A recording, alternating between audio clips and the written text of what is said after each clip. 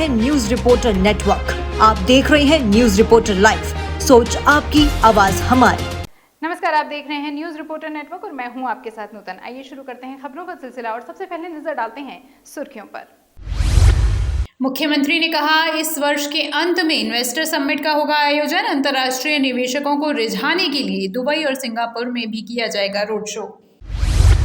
कांग्रेस के प्रदेश अध्यक्ष करण माहरा ने महाजनसंपर्क अभियान को बताया निजी मामला। कहा, 2024 के लिए कांग्रेस भी है तैयार। 10 जून को भारतीय सैन्य अकादमी में पासिंग आउट परेड का आयोजन। सेना को मिलेंगे 374 सैन्य अधिकारी। और हरिद्वार में 10 से 12 जून तक महापंचायत का आयोजन। देश भर के किसान संगठन लेंगे हिस्सा। और अब नजर डालते हैं खबरों पर।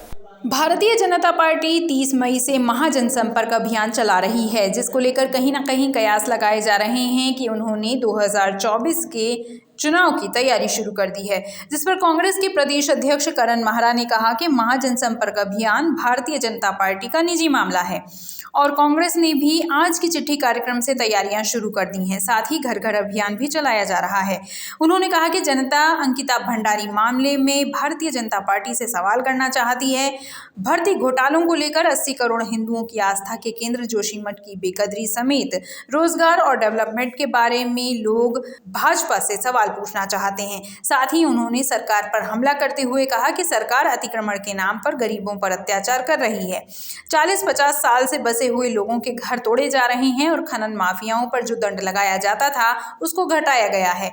एक और जहां सरकार चोरों को छूट दे रही है, वहीं दूसरी तरफ गरीबों के घर उजाड़े जा रहे हैं।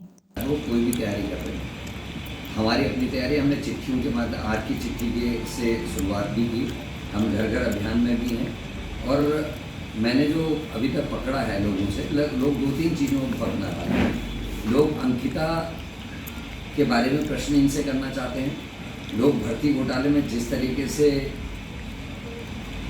बॉबी पवार और उसके साथियों की पिटाई करी गई उसके बारे में प्रश्न करना चाहते हैं। लोग इनसे पटवारी पेपर लीक से SSSC भर्ती घोटाले के बारे में बात करना चाहते हैं। लोग 80 करोड़ से ज़्यादा हिंदुओं की आस्था के जोशीमठ की बेकदरी के बारे में इनसे बात करना चाहते हैं। प्रदेश में 2 अहम फैसले लिए जाते हैं। एक, गरीब को मारने वाला, जिसमें अतिक्रमण हटाने के नाम पर गरीबों के 50-50, 40-40 साल से बने हुए आसानियों को तोड़ने का निर्णय लिया जाता है। दूसरी तरफ जो चोर हैं, जो गुंडे और बदमाश हैं, जो खनन माफिया हैं, उनको जो टैक्स पड़ता था या उनके ऊपर जो दंड लगाया जाता था 18 से 12 और 12 से 5 या 6 रुपया कर दिया है। चोरों को छूट दे रहे हो, गरीबों को बेघर कर रहे हो, तो इन सब विषयों पर लोग इनसे प्रश्न करने वाले। जाए तो सही, हम तो इंतजार कर रहे हैं ये कब जाएंगे। ये जाएंगे तो सारे यक्ष प्रश्न इनके सामने खड़े होंगे। भारतीय किसान यूनियन हरिद्वार में 10 से 12 जून तक महापंचायत का आयोजन करने जा रही है, जिसमें देश भर के किसान संगठन हिस्सा लेंगे और उत्तराखंड के तमाम संगठन भी हिस्सा लेंगे। भारतीय किसान यूनियन के प्रदेश अध्यक्ष भूपाल सिंह चौधरी ने बताया कि हरिद्वार में होने वाली महापंचायत में उत्तराखंड से जुड़े हुए मुद्दे उठाने वाले संगठन हिस्सा लेंगे। जल, जंगल और जमीन को बचाने का मुद्दा, भू कानून, अंकिता भंडारी हत्याकांड, जोशीमठ में NTPC द्वारा चलाई जा रही परियोजना के कारण हुआ नुकसान और पेपर लीक जैसे तमाम मुद्दों को लेकर महापंचायत में विचार विमर्श किया जाएगा। में 10, 11 और 12 जून को एक बहुत बड़ा विशाल महापंचायत होने जा रही है और पहाड़ के लोग भी अब उस पंचायत में पहुंचेंगे और उनके साथ रहेंगे। जिस प्रकार से अंकिता हत्याकांड हुआ है और उनको अभी तक जो सज़ा नहीं दी गई है, इस जैसे कि जोशीमठ के अंदर बहुत बड़ी आपदा आई, उसका कारण क्या था, वो NTPC को अभी तक आप लोगों ने वहाँ से भगाया नहीं है। और जिस प्रकार से यहाँ पे मंत्री अपनी गाड़ियों से वो बाहर निकलकर आम जनता को मारते और पीटते हुए दिखाई दे रहे हैं, एक तानाशाही सी यहाँ पर हो गई है। इन सारी चीज़ों को लेकर भू कानून को लेकर और जल, जंगल, ज़मीन को बचाने के लिए अब पूरा उत्तराखंड के तमाम सामाजिक संगठन जो आप इस बैनर में देख रहे हैं, नाम लिखे हुए इस बैनर के अंदर, ये सारे संगठन, इसके अलावा अन्य संगठन भी अब भारतीय किसान यूनियन के साथ में काम करेंगे और पूरे देश की से ट्रैक्टरों की ट्रॉलियाँ हरिद्वार में पहुँचेंगी और यहाँ से भी कई गाड़ियाँ हरिद्वार पहुँचेगी और सब एक सामंजस्य बनाकर इस पहाड़ को बचाने के लिए, इस NTPC जैसी बड़ी बड़ी कंपनियों को, भूमि माफियाओं को, शराब माफियाओं को यहाँ से भगाने के लिए अब हम लोगों ने, पहाड़ के लोगों ने कमर कस ली है। उसमें हमारा जो साथ देंगे, भारतीय किसान यूनियन SKM हमारा साथ देने जा रही है। इसलिए हम 10, 11 और 12 को हरिद्वार के अंदर बहुत बड़ी विशाल महापंचायत करने जा रहे हैं।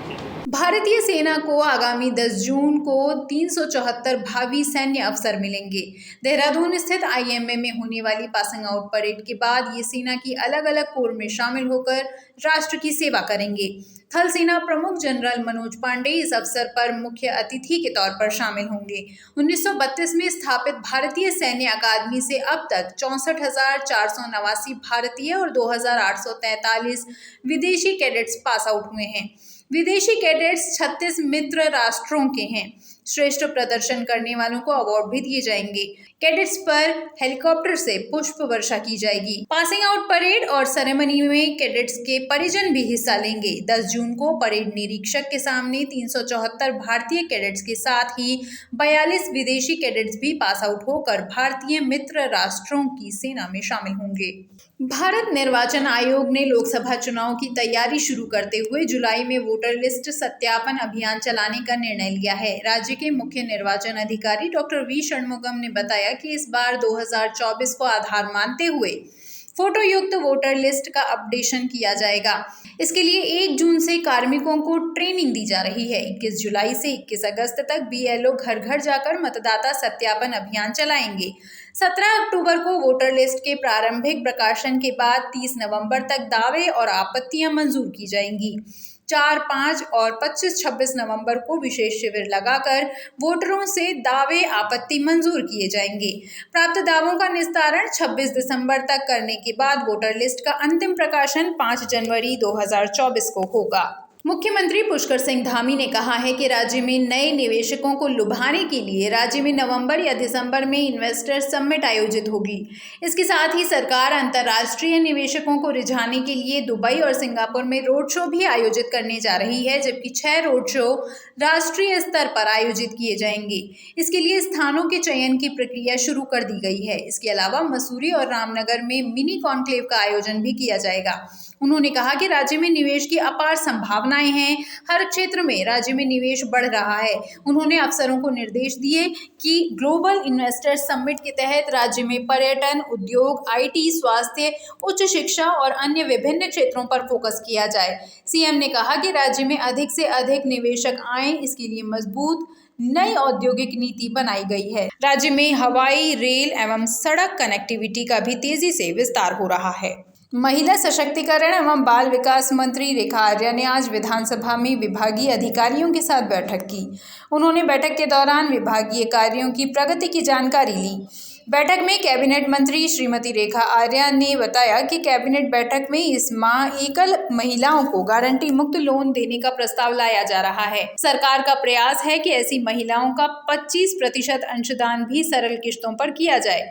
बैठक में श्रीमती आर्या ने आधी अधूरी तैयारियों पर अधिकारियों को फटकार लगाई। उन्होंने कहा कि बिना तैयारी के आना अधिकारियों की घोर लापरवाही को दर्शाता है। जनपदों का ये अनुभव रहा कि हम लोगों को जैसे हमारे यहाँ पे नारी निकेतन है, वहाँ पर ऐसी महिलाएं जो कि घुमक्कड़ किस्म की हैं या ऐसी महिलाएं जो यहाँ से वहाँ घूम रही हैं अथवा गर्भवती हैं अथवा नशे में हैं या नशा कर रही हैं, इस प्रकार की महिलाओं को सीधे सीधे नारी निकेतन में भेज देना, तो वहाँ पर उन लोगों ने इस बात का मार्गदर्शन चाहा कि आखिरकार इस प्रकार की महिलाओं को हम सीधे सीधे लेते हैं तो एक दूसरे प्रकार का वातावरण, जो नशे से युक्त एक व्यक्ति है और एक नशे से परे एक संस्थान है, तो वहाँ पे हम लोगों को हैंडल करने में दिक्कत आती है।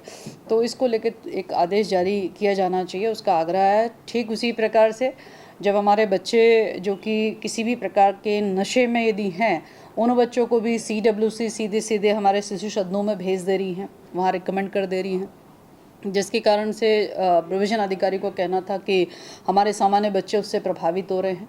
और यह भी देखने को आया है जो नशे से युक्त बच्चा है वह अधीक्षिका का ही गला पकड़ ले रहा है, इतना एग्रेसिव रहते हैं तो उसके लिए भी उन्होंने एक मार्गदर्शन मांगा है कि ऐसे बच्चों को जो है नशा मुक्ति केंद्र के लिए रिकमेंड किया जाए और ऐसी गाइडलाइन जो है जारी की जाए, जिसका हर्जा खर्चा बेशक विभाग उठाएगा, लेकिन उसके रखरखाव और देखने का काम जो है संबंधित संस्था जो नशा मुक्ति केंद्र है वह करे। इसको लेके भी विभाग जो है एक अपना आदेश जो है जारी करने वाला है। वहीं दूसरी ओर आंगनबाड़ी कार्यकर्त्रियों को स्मार्टफोन देने की कवायद शुरू हो गई है। महिला व बाल विकास मंत्री रेखा आर्या ने बताया कि आंगनबाड़ी कार्यकर्ताओं को पोषण अभियान के तहत कई एप्लीकेशन संचालित करनी होती हैं। आंगनबाड़ी केंद्र भी डिजिटल किए जा रहे हैं।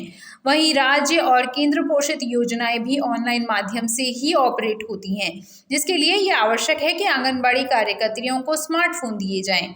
उन्होंने बताया कि इसके लिए केंद्र सरकार को प्रस्ताव बनाकर भेज दिया गया है। जैसे ही केंद्र से अनुमति मिलेगी, उसके बाद आंगनबाड़ी कार्यकर्ताओं को स्मार्टफोन दिए जाएंगे। इस साल मौसम में काफ़ी बदलाव देखने को मिल रहे हैं। अमूमन अप्रैल और मई के महीने में ज़बरदस्त गर्मी पड़ती है, तो इस साल इस दौरान झमाझम बारिश देखने को मिल रही है। ऐसे में डेंगू जैसी बीमारियों का खतरा भी बढ़ता हुआ नजर आ रहा है। डेंगू का मच्छर जो बरसात की सीजन में देखने को मिलता था, वो अब गर्मियों में ही पनपने लगा है। दून अस्पताल के मुख्य चिकित्सा अधीक्षक डॉक्टर वाई रिजवी ने बताया कि किस तरह डेंगू घातक साबित हो सकता है, साथ ही किस तरह डेंगू से बचा जा सकता है, और उसके सुझाव भी उन्होंने दिए। डेंगू जो है वो ऐसी बीमारी है जो हर साल अपना रूप बदलती है, और इसके अंदर जो समस्या आती है वो आती है डेंगू हेमरेजिक फीवर्स की, जिसके अंदर प्लेटलेट बहुत तेजी से कम होते हैं और फिर जान का खतरा बनता है। आमतौर पे हर एक वायरल फीवर के साथ प्लेटलेट्स लेवल जो होता है, जो कि खून की एक ऐसा तरह के पार्टिकल्स होते हैं जो हमारी ब्लीडिंग टेंडेंसी को रोकते हैं, वो आमतौर पे हर एक वायरल फीवर के बाद कम हो जाते हैं। लेकिन डेंगू के बाद ये बहुत तेज़ी से कम होते हैं, और कभी कभी इनकी जो नंबर है वो 25,000 से ज़्यादा कम हो जाती है, और ऐसे में जान का खतरा बन जाता है। तो इस तरह के जो फीवर्स हैं वो हर साल अपना रूप बदलते हैं, और इस साल ये थोड़ा सा जल्दी आ रहा है। उसका एक कारण ये भी हो सकता है कि मौसम में भी बदलाव आया है, और इस समय जो बारिश हो रही है वो थोड़ी सी अपेक्षाकृत ज़्यादा हो रही है, क्योंकि आमतौर पे मई के महीने में या अप्रैल के आखिर महीने में इतनी बारिश हम लोग उम्मीद नहीं करते हैं। आप लोगों ने पेपर में भी पढ़ा होगा कि दिल्ली में भी सबसे ठंडा मई का महीना इस बार गया है। बहुत से सालों के आंकड़े टूटे हैं। तो जब मौसम में बदलाव आता है तो साथ ही साथ जो वायरल फीवर्स होते हैं वो भी चेंज होते हैं, और क्योंकि डेंगू जो है वो मच्छरों से पनपता है, तो जो इसका एक खास मच्छर होता है एडीज एजिप्टिकाई, ये इस तरह के मौसम के लिए वो फेवरेबल है, और इसीलिए डेंगू जल्दी आने का हम लोगों को अंदेशा है। तो इसी के साथ समाचारों का ये अंक हम यहीं संपन्न करते हैं। आप बने रहिए न्यूज़ रिपोर्टर नेटवर्क के साथ।